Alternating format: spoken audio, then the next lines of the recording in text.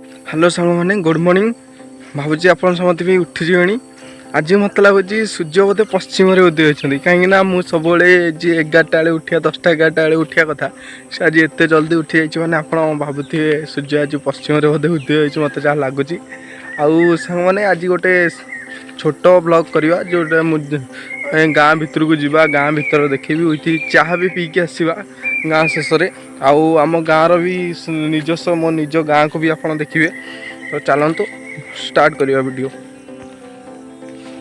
से देखिपे ये हूँ आम गाँव स्टार्टिंग पॉइंट जोटि आप देखा देखु गाँ नाटा टी भल कि पढ़ दिंतु जोटा कि एयरटेल आम गाँव को स्पॉन्सर कर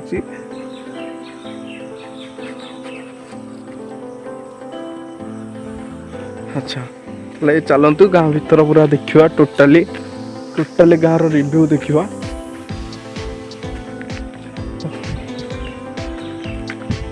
यहाँ हूँ आम पोस्ट ऑफिस एक्चुअली आम देखुए आम गाँ भीतर पोस्ट ऑफिस यहाँ 752105 आम पिन कोड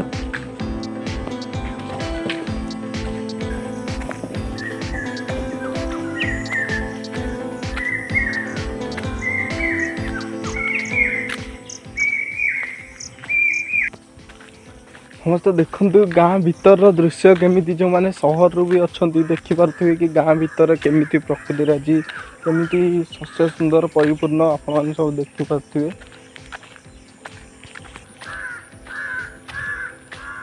से आम गाँ टी हूँ बहुत बड़ गाँ आज्ञा आउ गाँ भीतर तो सबकि आपको बर्तमान देखेबी आउ चाह भी पीकी आसवा चलतु सामने देखिपे मुझे बर्तमान आम गाँ भीतर को पलि आसी ये हूँ आम ग्राम देवती मंदिर जोटा आप देखिपे आम ग्राम देवती को सामने ठाकुराणी आम मुंडिया मारिक जर्नी स्टार्ट करवा बर्तमान गाँव रिव्यू करवा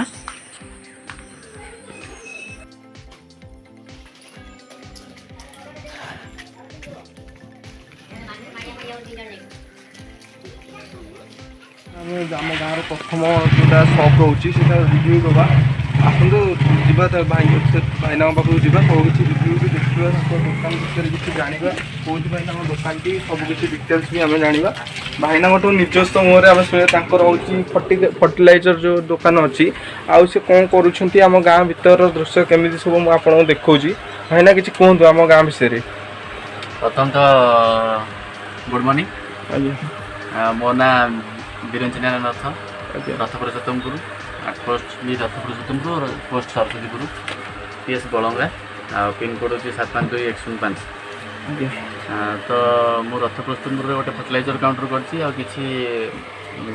एमएल कंपानी भी लोक किसी शेयर कर बेनिफिट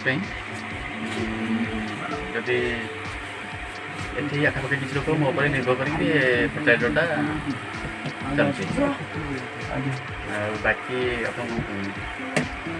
आज्ञा आम भाईना विषय जी जानूँ भाईना एरिया कहूँ गले पाखापाखि 5 किलोमीटर पर्यंत ये कौन भी दुकान ना जोटा कि रिटेल पॉइंट कहते रिचार्ज फिचार्ज सप भी हो जहाँ भी हो भाईना समस्त निर्भर कर समस्ते जानी आउ दुकान में आप देखिपे इलेक्ट्रोनिक्स पार्ट्स सहित एयरटेल भी पेमेंट बैंक फ्रांचाइज भी नहीं आउ सबकि भी आप देखिपे भाईना दुकान में प्रायतः भाईना उपर 2 ରୁ 3 हज़ार लोक निर्भरशील अच्छा आउ दुकान में देखते सी बहुत मेडिसिन भी बहुत किसी मेडिसिन कंपनी को भी एडवर्टाइज कर जहाँकि लोक मानकर भी बहुत गाँ गहली साहाय्य कर देखो भाईना गोटे प्रोडक्ट भी देखला आउ से भाई बहुत किसी प्रोडक्ट अच्छा आप देखिपे बहुत किसी जिन अच्छी भाईना को भी अवार्ड मिली देखो आप देखु आज्ञा तो ये थिला आमर प्रथम दुकानी रिव्यू थिला आसतु आउ नेक्स्ट आम गाँव आउ कि देखा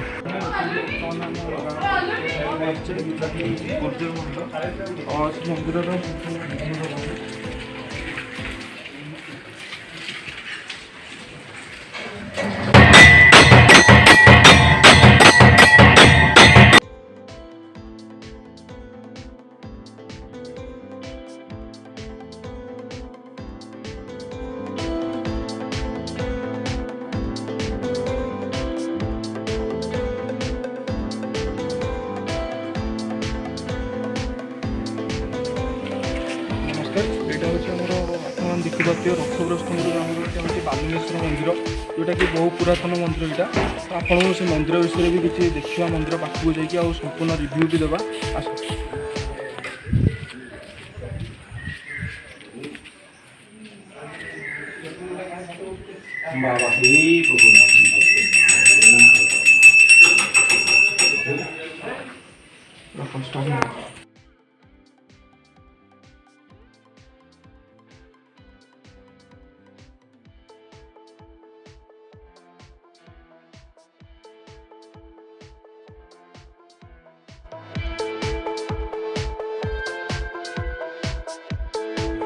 ଦେଖନ୍ତୁ ଆମେ ବର୍ତ୍ତମାନ ଗାଁର ଶେଷ ପର୍ଯ୍ୟାୟରେ ପହଞ୍ଚିଛୁ। ଶେଷ ପର୍ଯ୍ୟାୟରେ ଦୁଇଟି ଦୋକାନ ମଧ୍ୟ ଅଛି। ରିକ୍ୱେଷ୍ଟ କରିକି ଟିକେ ଦେଖାନ୍ତୁ। ବର୍ତ୍ତମାନ ଆମେ ଦୋକାନୀ ଭାଇଙ୍କଠୁ ବୁଝିବା କି ତାଙ୍କ ଦୋକାନ ବିଷୟରେ କିଛି କହିବେ, ଆମ ଗାଁ ବିଷୟରେ ବି କିଛି କହିବେ, ତାଙ୍କୁ ଅନୁରୋଧ କରିବା। ଆପଣ ତାଙ୍କଠୁ କିଛି ବୁଝିବା। ଆଜ୍ଞା ଆପଣଙ୍କ ଦୋକାନ ବିଷୟରେ କୁହନ୍ତୁ। ମୁଁ ଯେତିକି ଜାଣିଛି କି ୟାଙ୍କ ଦୋକାନରେ ବର୍ତ୍ତମାନ 2000ରୁ ଅଧିକ ଲୋକ ତାଙ୍କ ଦୋକାନରୁ ଯେଉଁ ଆମର ସାମଗ୍ରୀ ରହୁଛି, ଡେଲି ଆବଶ୍ୟକୀୟ ସାମଗ୍ରୀ, ଆମ ଦୋକାନ ଉପରେ ନିର୍ଭର କରି ଆମ ଗାଁବାସୀ ଓ ଗାଁର ପାଖବାସୀ ମଧ୍ୟ ନିର୍ଭର କରୁଛନ୍ତି ତାଙ୍କ ଉପରେ। ଆଉ ଅଧିକାଂଶ ଲୋକ ବି ତାଙ୍କ ନିର୍ଭର କରି ତାଙ୍କ ଯେଉଁ ପରିବାର ମଧ୍ୟ ଚଳାଉଛନ୍ତି ଏଇଠୁ ସଉଦାପତ୍ର କିଣି। ଆଉ ନିଜଠୁ ବି ବୁଝିବେ, ସେ କିଛି କହିବେ ତାଙ୍କ ଦୋକାନ ବିଷୟରେ। ଆଜ୍ଞା ଦେଖ ଆଉଛନ୍ତି ମତେ ଲାଜ ଲାଗୁଛି, ମୁଁ କ'ଣ କହିବି।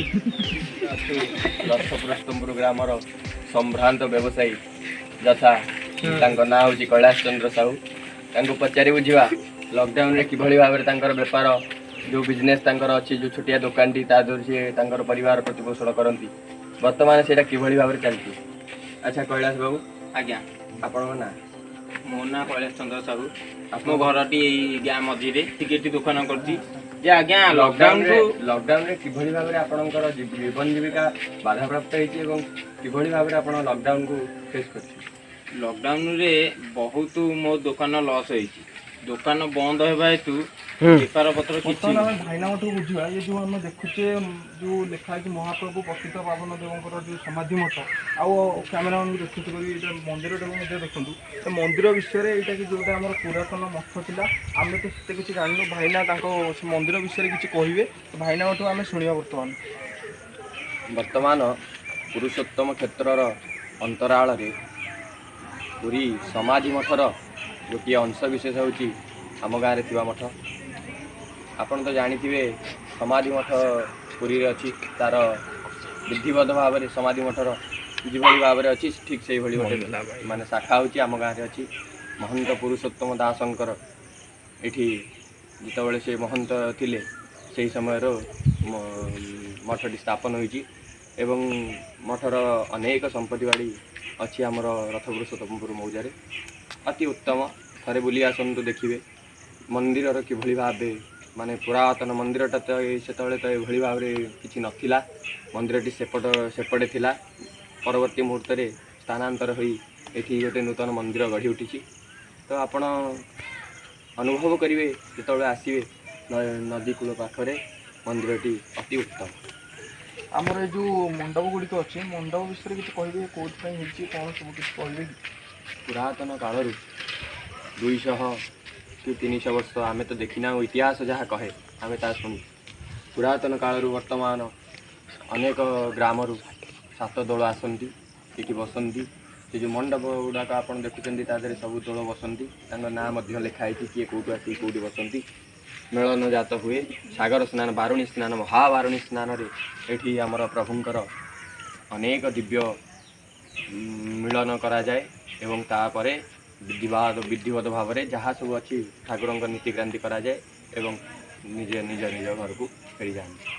ଆଚ୍ଛା, ଶେଷ ରିକ୍ୱେଷ୍ଟ କରିବୁ କି ଆପଣ ଭାଇନା ଯେଉଁ ଯାଇଥିବା ଏଇ ନଦୀଟି ଆମର ଭାର୍ଗବୀ ନଦୀ ବହିଯାଇଛି, ଏ ନଦୀର ମାନେ ଆମ ଯେଉଁ ଗାଁ ଧାରରେ ବହିଯାଇଛି, ତ ଆମର ଗାଁକୁ କିପରି ଶୋଭା ଦେଉଛି? ନଦୀର ଶୋଭା ତ ଅତ୍ୟନ୍ତ ମନୋରମା।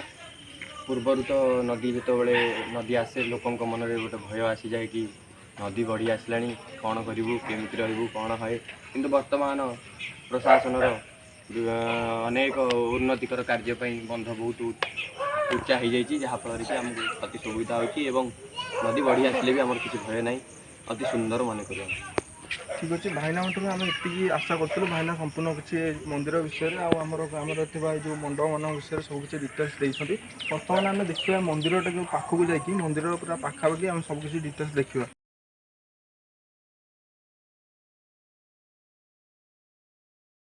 ବର୍ତ୍ତମାନ ଆପଣ ଦେଖିପାରୁଥିବେ ମନ୍ଦିରଟି ବର୍ତ୍ତମାନ ସ୍ଥାପନ କରାଯାଉଛି। ମନ୍ଦିର ପ୍ରତିଷ୍ଠା ହେଇନି, ଚାଲିଛି କାମ। ଧୀରେ ଧୀରେ ଆମ ଏଠି ମଧ୍ୟ ଡେଭଲପମେଣ୍ଟ ହେଉଛି ଆମ ଗାଁ। ଆଉ ଗାଁରେ ପାଖାପାଖି ପ୍ରାୟ ଯେଉଁ 2000ରୁ ଅଧିକ ଲୋକ ମଧ୍ୟ ବସବାସ କରୁଛନ୍ତି। କେବେ ଇଚ୍ଛା ହେବ ତ ଆପଣ ଆସିପାରିବେ ଆମ ଗାଁକୁ ଥରେ ବୁଲିବା ପାଇଁ ମଧ୍ୟ ଆପଣ ଆସିବେ। ଆମ ଗାଁର ସବୁ କିଛି ଦେଖିବେ। ଆଉ ଶେଷ ଜିନିଷ ରହିଲା ମୁଁ ଆପଣଙ୍କୁ ନଦୀଟା ପାଖକୁ ଦେଖେଇବି। ଆଉ ଦେଖନ୍ତୁ ବର୍ତ୍ତମାନ ଆମେ ସେଇ ଯେ ଭାର୍ଗବୀ କୂଳ ଆମ ଗ୍ରାମର ଯେଉଁ ଶେଷ ମୁଣ୍ଡରେ ବହିଯାଇଥିବା ଭାର୍ଗବୀ କୂଳକୁ ଆସିଛେ। ଭାର୍ଗବୀ କୂଳ ଆପଣମାନେ ଦେଖିପାରୁଥିବେ କି ଭାର୍ଗବୀ କିଭଳି ଭାବେ ଆମ ଗାଁର ଶୋଭା ମାର୍ଜିତ କରୁଛି। ଆଉ ମଣ୍ଡପ ଗୁଡ଼ିକ ବି ମୁଁ ଆହୁରି ପାଖରୁ ଦେଖେଇବି। ଟିକେ ଦେଖାନ୍ତୁ, କ୍ୟାମେରାମ୍ୟାନକୁ ରିକ୍ୱେଷ୍ଟ କରିବି ଟିକେ ଦେଖାନ୍ତୁ କି ଆମର ମଣ୍ଡପ ଗୁଡ଼ିକ ଯେଉଁ 7 ଦଳ ବସିବା ପାଇଁ ଆମ ବାଲୁଙ୍ଗେଶ୍ୱରଙ୍କ ଯେଉଁ ମଣ୍ଡପ ସବୁ ଯେଉଁ ରହୁଛି ଆମର ଗାଁର ଏ ଐତିହାସିକ ପରମ୍ପରା ରହିଛି, ଯାହାକି ଆମ ଗାଁର ଶୋଭା ମଧ୍ୟ ବଢ଼ଉଛି। ଆଉ ଚାଲନ୍ତୁ ଆମେ ଯେଉଁଥିପାଇଁ ଆସିଥିଲେ ଗାଁର ସକାଳୁ ତ ଆମେ ଗାଁ ସବୁ ସମ୍ପୂର୍ଣ୍ଣ ବୁଲିଗଲେ। ଆଉ ମେନ୍ ଜିନିଷ ମୁଁ କହିବାକୁ ଭୁଲି ଯାଇଛି, ଆପଣମାନେ ଦେଖୁଥିବେ ଏଇ ଯେଉଁ ସାହିଟାକୁ ଦେଖୁଛନ୍ତି, ଏ ସାହିଟା ହେଉଛି ଗୋଟେ ଉପଦ୍ୱୀପ କହିଲେ ଚଳେ। ଏ ସାହି ଭିତରେ ବର୍ତ୍ତମାନ ଆମର 3 ଭାଗ ଯେତେବେଳେ ବନ୍ୟା ଆସେ, 3 ଭାଗ ଜଳଭାଗ ରୁହେ, ମଝିରେ ଗୋଟିଏ ସ୍ଥଳଭାଗ ରୁହେ। ତ ଏହାକୁ ଉପଦ୍ୱୀପ ଟାଇପ୍ର ଏଇଟା ରୁହେ, ଯେଉଁଟାକି ଆମ ଗାଁ ଭିତରେ ଏଇଟା ମାନେ ଆମେ ଯେଉଁ ଟପିକ୍ରେ ଆସିଥିଲେ କି ଆମେ ଗାଁ ମୁଁ ଆପଣଙ୍କୁ ଦେଖେଇବି, ଆମ ଟୋଟାଲ୍ ଗାଁର ରିଭ୍ୟୁ ଦେବି। ତାପରେ ଆମ ଗାଁରେ ଯେଉଁ ରହୁଥିବା ସବୁ ଦୋକାନୀମାନଙ୍କୁ ମଧ୍ୟ ଦେଖିଲେ, ଯେଉଁଥିପାଇଁ ଆସିଥିଲେ ଆମେ ଚାହା ପିଇବା ପାଇଁ। ତ ଆମେ ଚାହା ବି ପିଇବା। ବର୍ତ୍ତମାନ ଆମେ ଚାହା ପିଇବା ପାଇଁ ଆସିଛେ। ଏ ଯେଉଁ ଦୋକାନୀକୁ ଦେଖୁଛନ୍ତି, ଇଏ ହେଉଛନ୍ତି ଆମର ଯେଉଁ ପାଖାପାଖି ପଡ଼ୋଶୀ ଗ୍ରାମ ରହିଲା, ଆମ ଗାଁ ବି ରହିଲା। ପାଖାପାଖି ଯେଉଁ 2000 ଲୋକ ଅଛନ୍ତି ଆମ ଗ୍ରାମରେ, ତାଙ୍କ ପାଖରୁ ସବୁକିଛି ଯାହା ସକାଳେ ଯାହା ଜଳଖିଆ ପତ୍ର ହୁଏ, ଯାହା ବି ହୁଏ, ଏଇ ଦୋକାନୀଙ୍କ ଉପରେ ନିର୍ଭର କରି ସେ ଆଙ୍କଠୁ ସବୁ ସଉଦାପତ୍ର ମଧ୍ୟ ନିଅନ୍ତି। ସଉଦା ନୁହେଁ ତ ଦୋକାନରେ ଯାହା ବି କିଛି ରହୁଛି ଆମର ଚାହା ପା ଯିଏ ପିଇବାକୁ ମଧ୍ୟ ଆସନ୍ତି, ଏଠିକି ଆସନ୍ତି ଆଉ ଚାହା ମଧ୍ୟ ପିଅନ୍ତି। ତ ଆମେ ଆସିଥିଲେ ଚାହା ପିଇବା ପାଇଁ। ବର୍ତ୍ତମାନ ଚାହା ପିଇବା ଏବଂ ଘରକୁ ଯିବା। ଆଉ ଗାଁର ମଧ୍ୟ ଆଉ ଥରେ ମଧ୍ୟ ମୁଁ ଆପଣଙ୍କୁ ଦେଖେଇଦେବି ସମ୍ପୂର୍ଣ୍ଣ ରିଭ୍ୟୁ ଆମ ଗାଁ ଆରମ୍ଭରୁ ଶେଷ ଯାଏ, କେଡ଼େ ବଡ଼ ଗାଁ ଆଉ ଗାଁରେ କେତେ ଲୋକ ବସବାସ କରୁଛନ୍ତି ଆପଣ ସେଇଥିରୁ ମଧ୍ୟ ଦେଖିପାରିବେ। ତ ଚାଲନ୍ତୁ ଚାହା ପିଇକି ଘରକୁ ଯିବା।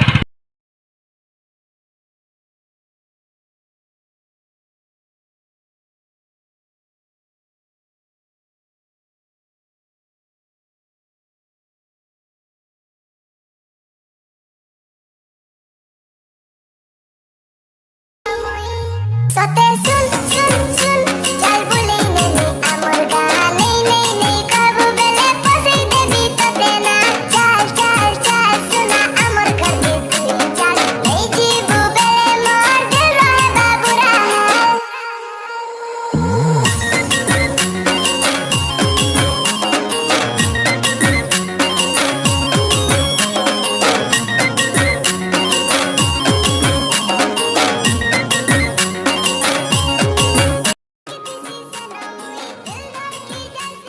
ସାଙ୍ଗମାନେ ଆପଣମାନେ ତ ଆମ ଗାଁକୁ ଦେଖିଲେ।